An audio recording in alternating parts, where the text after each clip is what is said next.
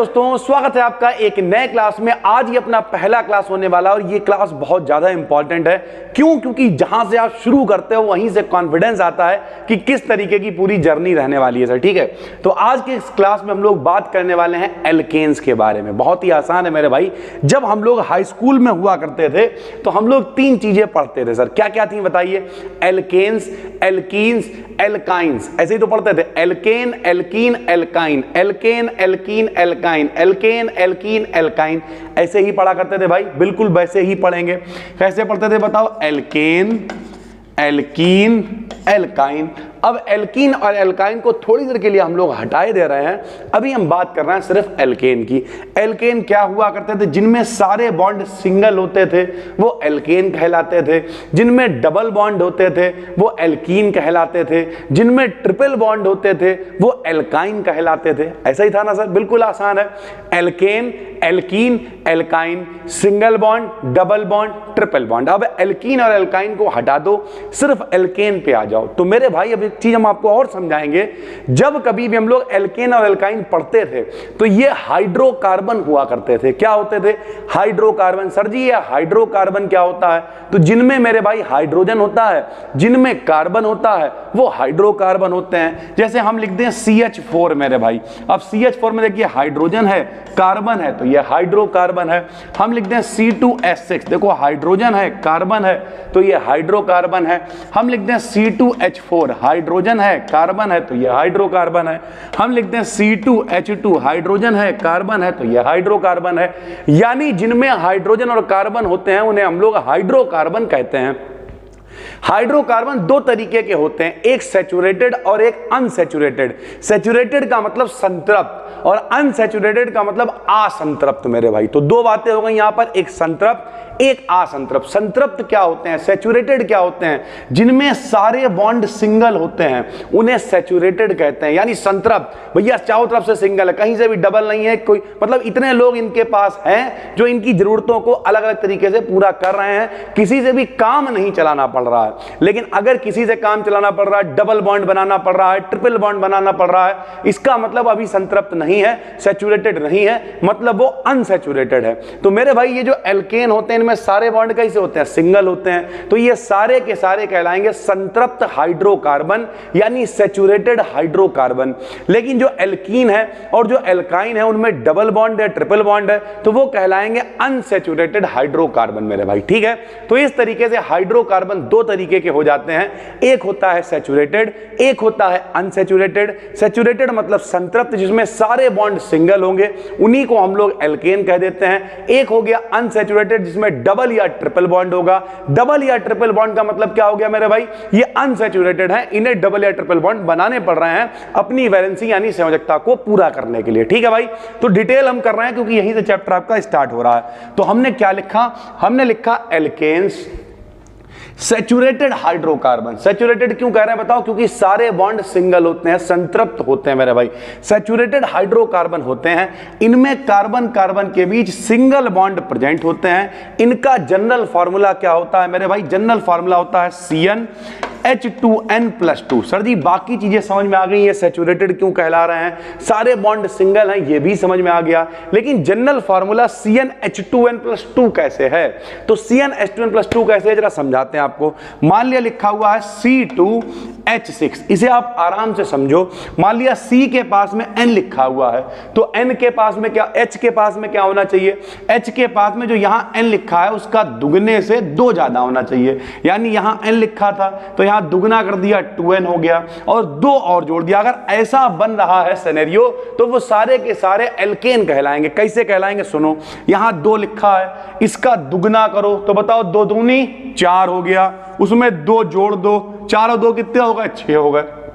यानी जो कार्बन के पास लिखा हुआ है अगर उसमें दुगना करके 2 जोड़ने पर हाइड्रोजन के पास लिखा हुआ है तो वो एल्केन हो जाएगा मेरे भाई। कैसे जरा समझो। मान लिया लिखा हुआ है C4H10, तो बताओ 4 का दुगना, 2n का मतलब क्या है? दुगना, और 2 जोड़ दो, तो 4 का दुगना 8, 8 और 2 10, यहां 10 लिखा हुआ है, इसका मतलब ये क्या है? एल्केन है।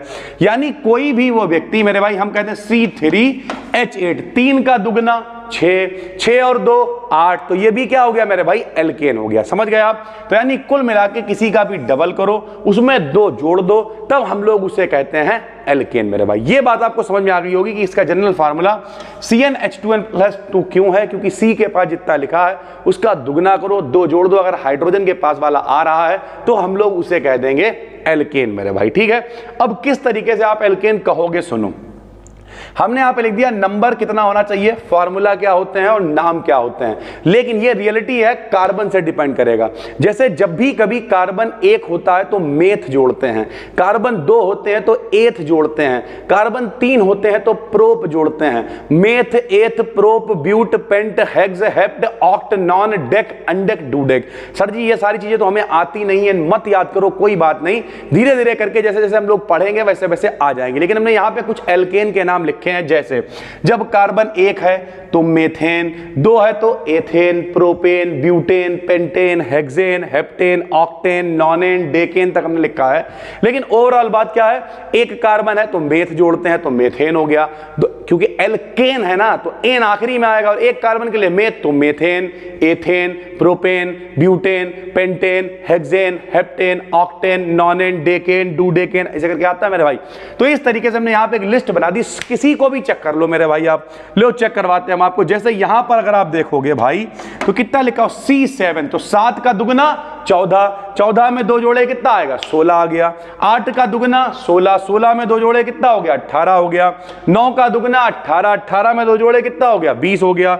10 का दुगना 20, 20 में 2 जोड़े कितना हो गया, 22 हो गया। तो इन सब में डबल से 2 ज्यादा हाइड्रोजन के पास लिखा हुआ है, इसलिए ये सारे के सारे मेरे भाई क्या कहलाएंगे, एल्केन कहलाएंगे। किसी को कोई दिक्कत? ठीक, बहुत बढ़िया, आगे देखते हैं।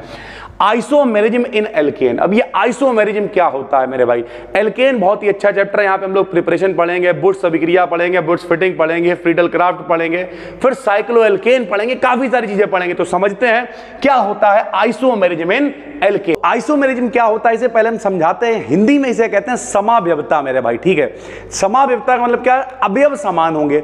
अवयव समान का मतलब क्या, अगर हम आपको बहुत बेसिक भाषा में बता दें तो चीजें वही हैं, उठा के अलग अलग तरीके से रख दिया। जैसे होली दिवाली पे क्या होता है, लोग कहते हैं सफाई करेंगे, सफाई कुछ नहीं करते मेरे भाई। सफाई का मतलब तो ये होता है घर के बक्से अलमारी सब उठा के फेंक दो, लेकिन ऐसा नहीं होता। बेड इधर डाल दिया, बक्सा उधर रख दिया, अलमारी वहां रख दी, सोफे इधर ले आया और कह रहे सफाई कर ली हमने, तो वो सफाई नहीं होती है, वो आइसोमर होता है, समावयवी। अवयव सेम है, अलग तरीके से सेट कर दिए मेरे भाई, इसे कहते हैं हम लोग समाव्यवता।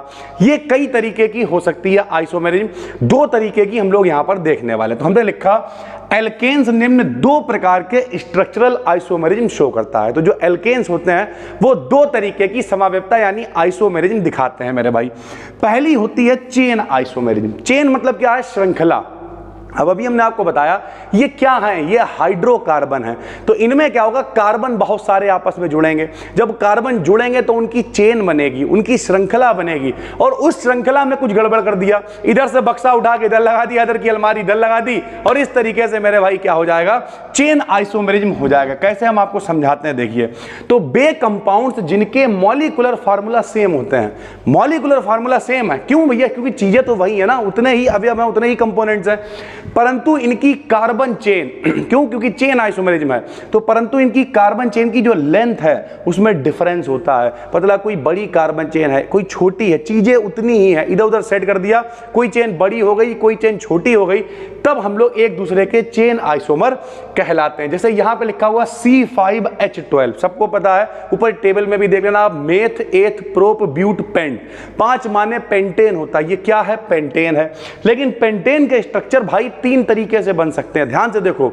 सबसे पहले C5 है, H12 यानी कार्बन 5 है, हाइड्रोजन 12 है मेरे भाई, बिल्कुल भी कठिन नहीं लगेगा, डरना नहीं। यहां देखो, 1 carbon, 2 carbon, 3 carbon, 4 carbon, 5 carbon इसमें है, 3, 2, 5, 2, 7, 2, 9 और 3, 12 इसमें हाइड्रोजन है, बिल्कुल है मेरे भाई।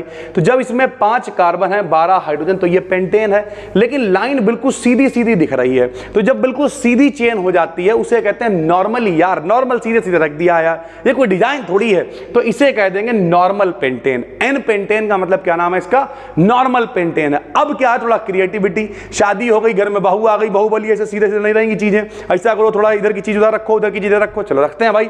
तो दूसरा तरीका ये हो सकता है, इसे गिन लो मेरे भाई, 1 carbon, 2 carbon, 3 carbon, 4 carbon, 5 carbon, carbon इसमें भी 5 हैं, लेकिन इसकी जो चेन थी भी सीधी थी मेरे भाई, इसमें 1 2 3 4 5 लोग लाइन से बैठे हुए थे। यहां लाइन से कितने लोग हैं, 1 2 3 4। बोले जो घर के हेड है उन्हें किनारे बैठा लो, ये लो CH3 किनारे बैठ गए। गिन लो मेरे भाई, अब हाइड्रोजन गिनो, 3 2 5 3 8 1 9 3 12, इसमें भी 12 हाइड्रोजन है, 5 कार्बन है। चीजें सेम है, लेकिन देखने में आपको लग रहा है ये अलग तरीके का लग रहा है, ये अलग तरीके का देखने को लग रहा है। इसका नाम है 2-मेथिल ब्यूटेन। क्यों नाम है मेरे भाई, क्योंकि आपने IUPAC में सुना होगा, पढ़ा होगा, हाई स्कूल वगैरह में, आप 5th सेमेस्टर में है, इसका मतलब इतने आप बेवकूफ़ नहीं होंगे, फाइनल ईयर में आप आ गए सर, ठीक है। फिर भी हम आपको बता देते हैं एक बार कि जिधर से साइड चेन पड़ोस होती है चेन में, उधर से नंबर देते हैं। तो अगर हम लोग इसे नंबर देंगे तो ऐसे देंगे 1 2 3 4, 2 नंबर पे CH3 है यानी मेथिल है, तो नाम हो जाएगा 2-मेथिल। और 1 2 3 4 कार्बन है तो मेथ एथ प्रोप ब्यूट यानी ब्यूटेन, तो इसका नाम क्या हो गया, 2-मेथिल ब्यूटेन मेरे भाई। या फिर इसी को हम लोग आइसोपेंटेन कह देते हैं। जैसे अगर बिल्कुल सीधा सीधा हो, नॉर्मल हो, तो उसे कह देते हैं नॉर्मल पेंटेन कह दिया, वैसे इसे कह देंगे आइसोपेंटेन। अब ये आप भूलो ना, याद रहे, इसलिए हमने साइड में गोला बना के लिख दिया है कि जब भी कभी ऐसे चल रहा हो, CH चल रहा हो और CH के साथ किनारे पे 2 CH3 चल रहा हो, जैसे देखो यहाँ पे CH चल रहा है और CH के साथ उधर कुछ भी चल रहा हो उससे मतलब नहीं, लेकिन CH के साथ में अगर 2 CH3 चल रहा हो तब नियो वर्ड का इस्तेमाल कर लेते हैं और इसका नाम हो गया नियोपेंटेन, क्योंकि 5 कार्बन टोटल तो है ही ना मेरे भाई, 1 2 3 4 5, तो नियोपेंटेन इसका नाम है मेरे भाई। यानी है ये भी पेंटेन, है वो भी पेंटेन, बस इनके अवयवों को अलग अलग तरीके से लगा दिया है। इसे एक और तरीके से भी बना सकते हैं भाई, ऐसे इसमें चेक कर लो, 1 2 3 4 5 कार्बन है, 12 हाइड्रोजन है, गिनोगे आ जाएगा। लेकिन अगर हम लोग इसका नाम देंगे, IUPAC नाम तो मेरे भाई वैसे ही देंगे, देखो ऐसे करके 1 2 3, 2 नंबर पे 2 मेथिल है तो 2,2 डाईमेथिल प्रोपेन इसका नाम हो जाएगा, क्योंकि मेथ एथ प्रोप 3 के लिए प्रोपेन।